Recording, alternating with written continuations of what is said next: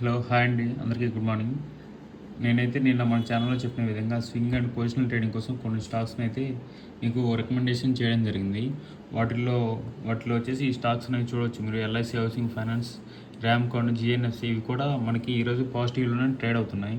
చూడవచ్చు ర్యామ్కో కూడా మనకి మంచిగానే చూడవచ్చు. మీకు చాలా మంచిగా బుల్లిష్ మూమెంటం ఉంది ఈ స్టాక్లో కూడా.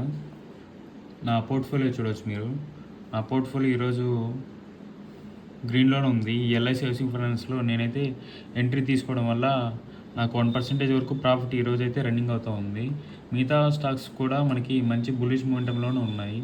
అవి కూడా మనం మంచి ప్లేస్లోనే ఫైండ్ అవుట్ చేశాను స్వింగ్ అండ్ పొజిషనల్ ట్రేడింగ్ కోసం.